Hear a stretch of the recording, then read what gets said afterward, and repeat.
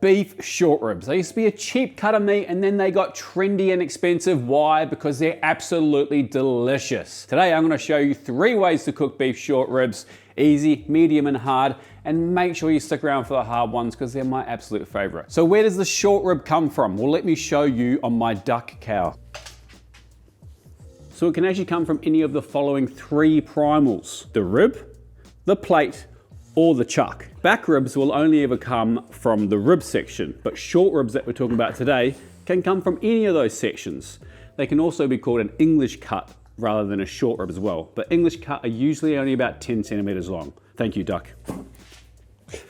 First up, the easiest method, Galbi. Now it's easy because it doesn't take very much time. We're gonna flash cook these, and this piece of meat is actually delicious, cooked quickly as well. So we have our short ribs here. There's 2 ways to do this. The way that we're gonna do it, which I'll show you in a second, or you can ask your butcher to run it through the bandsaw this way. And what you end up with that way is you have the little pieces of bone in there, which is traditionally how it's normally done. However, if you've brought your short ribs and you haven't asked your butcher to do that because you've brought them at Costco or a big wholesale butcher and they don't have that facility, this is what you do. We're gonna take this rack of bones off here as close as we can to the bones to save as much meat. Then we'll slice it and marinate it. So starting at one end, flip it on its fat side down, and we're just gonna run a sharp blade as close as we can to that bone, really carefully to pull it off.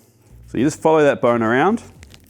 Now we're at the end of the bone. We're trying to come back in on the bone, and then we wanna run our blade along that silver skin to the next bone. We're trying to save as much of this delicious meat as possible.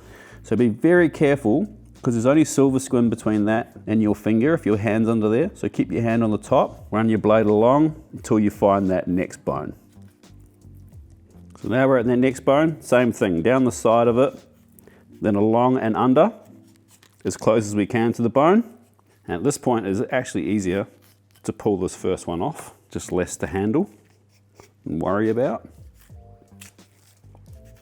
And the last one, just run your knife up the side of it. And there we go. Keep those, put those in the freezer, use it for soups or stocks or whatever. And this is what the underside should look like. The big flap of meat, we've got those 3 pieces of the meat that's still in between them. This is like the best meat on the animal, honestly. So it's really important. So take your time and try and keep those. Flip this over. Now, at this point, you need to really assess your piece of meat here and decide what you're gonna do. Sometimes these have a really thick fat cap on it. We're gonna flash fry these so they're not gonna get heaps of time to render. Now, I don't mind a little bit of fat on it, but some people aren't a huge fan of it. Just assess it and see how you feel about it. For me, this seems kind of good enough. I don't really want to take much more fat off that. We're gonna flash them pretty hot. It won't render, but it should kind of cook enough that it's kind of palatable. And take any of this kind of membrane here off. And then the only other piece of fat, there's always a big knob of fat at the end. So we're just gonna trim that out. And then once we start slicing, we'll see where we're at.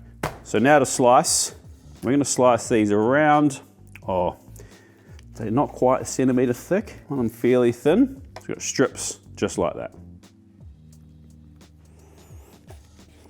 Korean rib marinade or Galbi marinade. We're gonna need a Asian pear or a nashi pear. You can use a Bosch pear or a pink Fuji apple if you're really struggling. A couple of shallots and some garlic. So those 3 ingredients, we're just gonna grate into a bowl. You think cutting onions will make you cry? Try grating it. Oh, that is spicy. Holy. It's the emotional method. Then we need, it's a bit emotional, some brown sugar, rice wine vinegar, sesame oil, soy sauce. Give it a mix. Add a little pinch of salt as well. Galbi in. Get that working. Gonna pop these in the fridge for 1 to 3 hours to marinate, and then we'll head outside and grill them. We've got a really hot charcoal grill here. If you've only got gas, that's fine as well. I'm just gonna flash fry these. A couple of minutes each side.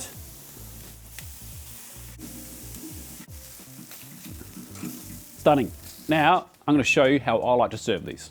Take some of the Galbi, cut them into kind of chopstick manageable pieces. Oh no, this little piece. And then I simply serve it with some steamed white rice, some lettuce cups, and some kimchi. Make your own little cup, eat some rice on the side, but let's have a taste. What piece do I want? Biggest one, because I'm a gannet, as my mother would call me. Kimchi. It's delicious. It's super tender. It's got a great meaty flavor, good amount of fat in there. And you can see here, it's still pink and rosy in the middle. So it's something that takes, you know, max an hour to pull together, plus some marinating time. That's an incredibly delicious meal. But next up, a little bit more time, a little bit more technique, but nothing too crazy. Red wine braised short ribs. So braising meat like this is one of my favorite things to do when I'm having friends over, because it's kind of set and forget. And ribs are perfect for it, short ribs. So what we're gonna do is actually cut these into 3. So we're gonna go straight down the middle between the bones. Probably do it flat, not standing up. I'm just, you know, do as I say and as I do type of thing. And I've also distracted myself and not gone between the bones. That was silly, Andrew. It's easy if you roll it over and actually can see what you're doing and go between the bones. So the other thing you could do is, this is a big portion. If you're having a dinner party and you've got like a couple of things on the menu, you could ask your butcher to cut that in half right through there. And then you're gonna end up with these kind of half portions. The other thing you can do, which I'll show you at the end, Dazz reminded me to show them, is to prep these off the bone to serve in half portions, because you really wanna cook them on the bones where a lot of flavor comes from. As far as trimming is concerned, we're not gonna pull this silver skin off because this bone's just gonna fall away anyway.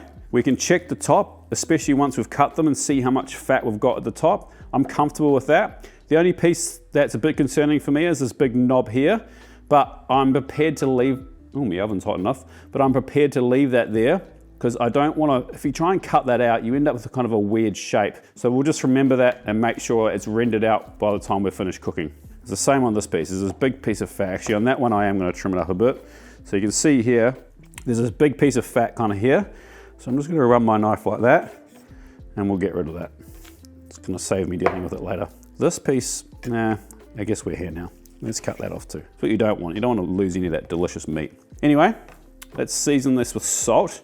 So I reckon this is easily enough for 4 adults, if not more. But we're just going to season this with salt. Not going to worry about pepper. We will put pepper in here, but we're not going to worry about it at the moment. I don't like sealing stuff hard with pepper on it. I find that the pepper burns. And I've got a Dutch oven that I'm going to cook this thing from start to finish. It's already on the heat. I'm actually just going to put this into the Dutch oven now, and we'll start rendering that fat out, is what we're going to use to seal our beef. Our sacrificial piece of trim has done its job and rendered a lot of fat. Get this in, we're going to put fat side down, and we're just going to go in 2 at a time so we don't overcrowd the pan. We're going to get a good seal on all sides, and then we'll start adding the flavoring.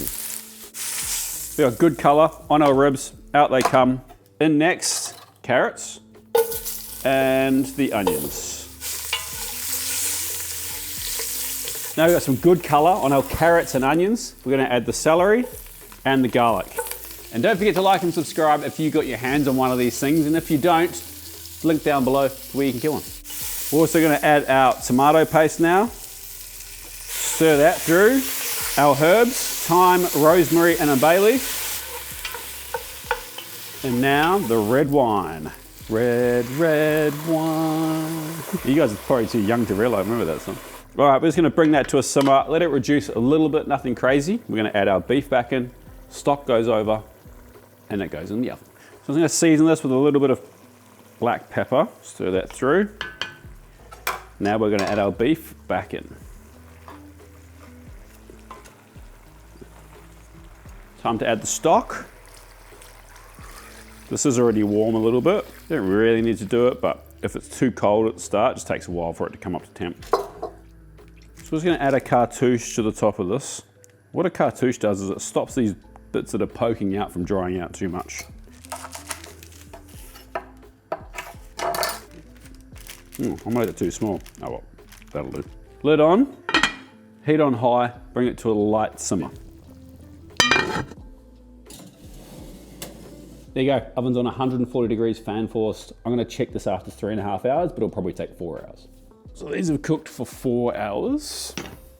They smell good. Whew. Get rid of that cartouche. You've done your job, thank you, sir.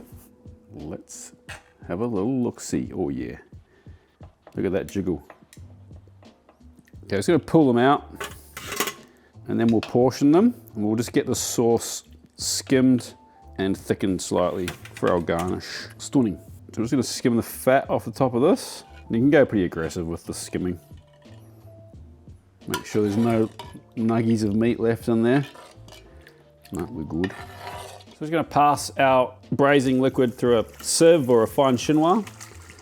Now remember, this isn't a jus, right? This has got salt in it. So if we over reduce this, it'll become too salty. So we're gonna reduce it a little bit till the salt level's right, and then we're gonna have to thicken it with something else. So we're gonna use a bit of cornstarch to thicken the sauce, just so it gets nice and shiny and sticks to the meat a bit better. Heat on, we're gonna let that reduce. Our sauce has been reducing for about 15 minutes now. And it's good, it's got a great body, but it's not thick enough. It's not gonna stick to our meat. So 2 tablespoons of corn flour or cornstarch, about the same in water, cold water. Dissolve that, and while the heat's still on, pour it into your sauce. You see that sauce instantly gloss up.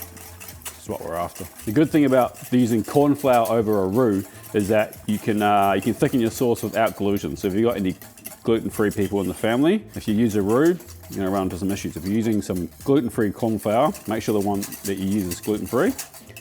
Do that, look at that. Nice viscosity and a good amount of shine. Time to plate.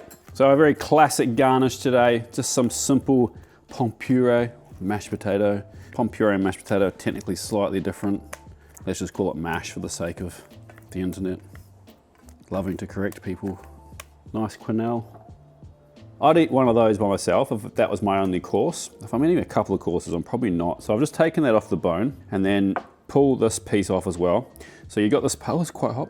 You got this part here, which is the, still that membrane. So there's probably a little bit of toughness in that. So you can take that off, or you can just cut through it and see how you feel about it. That feels fine to me. We're gonna hide that under the bottom so it doesn't look as unpresentable. And then this piece, we're just gonna cut in half. Very carefully, this is super tender.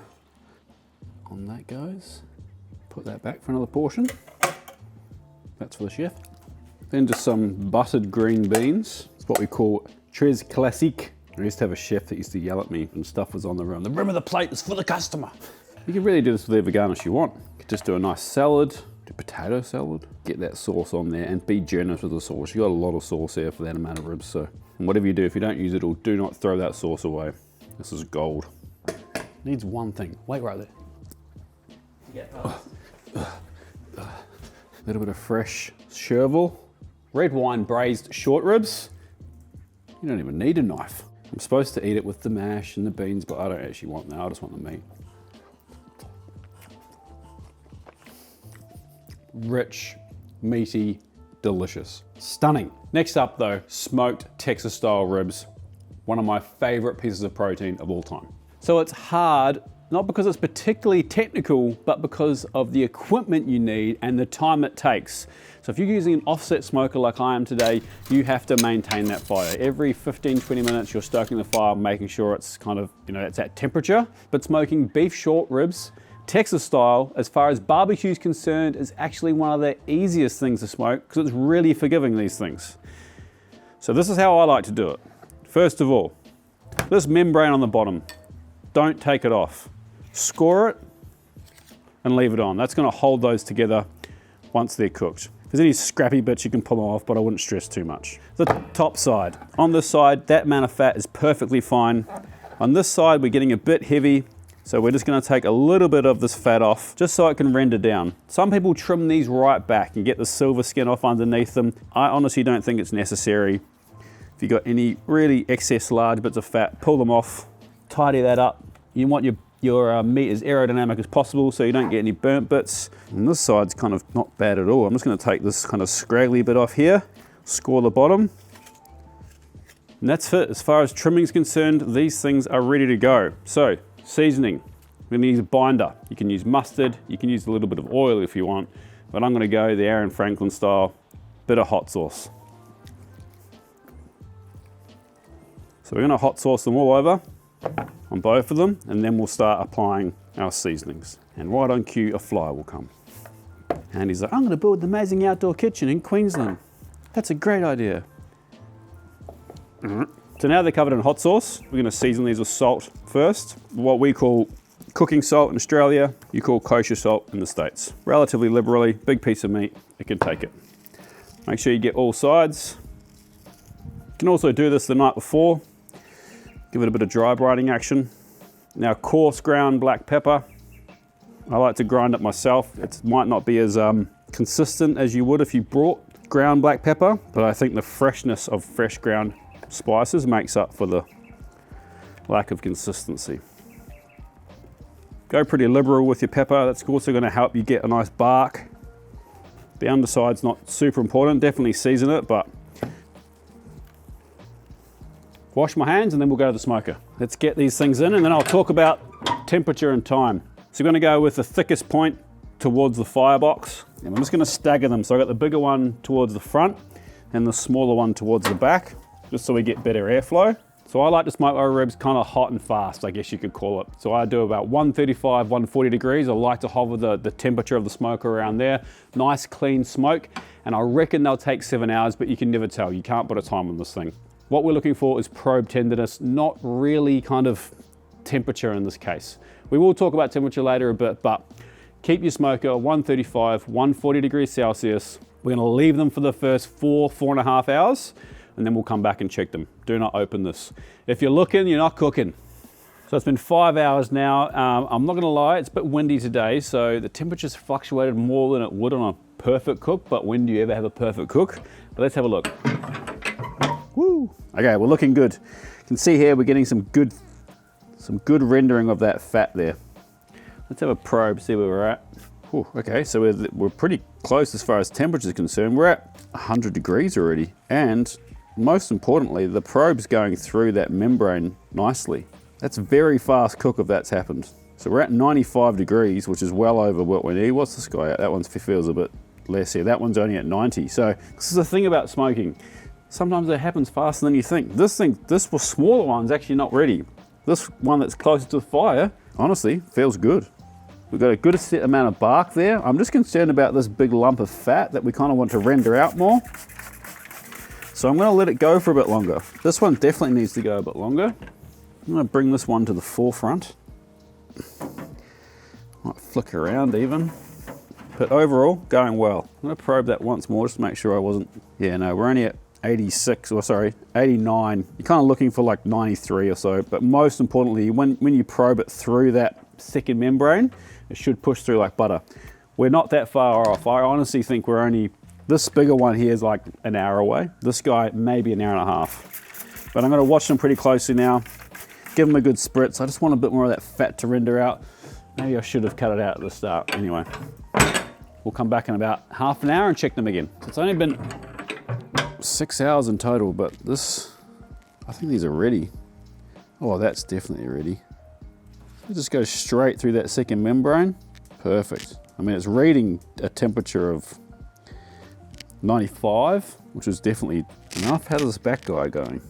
Also feels good, nice and tender. My only concern with this one is that big bit of fat there that I didn't cut out that hasn't rendered properly, but that's okay.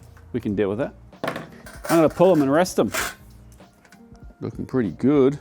So resting. Now, because we're gonna eat these now effectively, I'm just gonna rest them like they are inside for 1 hour and they'll be good to go. If we were leaving them any longer, I'd wrap them, put a bit of tallow on there so they don't dry out and put them in an esky or a cooler, whatever you call it, or into an oven that sets to like 60 degrees. And they can sit in an oven at 60 degrees for 2, 3, 4 hours, no problem at all. But we're gonna eat these pretty soon, so I'm just gonna rest them like this. Now you can serve your smoked ribs with whatever you want. Mac and cheese, potato salad, fattoush salad. Honestly, some bread and pickles and I am happy. Let's see how these have turned out. Good smoke ring, the fat is nicely rendered. Let's have a taste. Man, I'm pretty happy with that. That bark is nicely set too.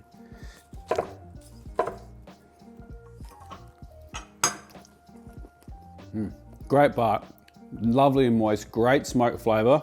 What more could you want? If anything, if I'm to be super critical of myself, I probably cooked a bit fast. There was a bit of wind up, so the temperature kept fluctuating in my smoker, but that's smoking meat. Honestly, I'm happy with the results. Thank you, legends, so much for watching. I hope you've enjoyed this video. We've enjoyed bringing it to you. Link below for the products when you get your hands on any, and we'll see you next week for another recipe. Peace.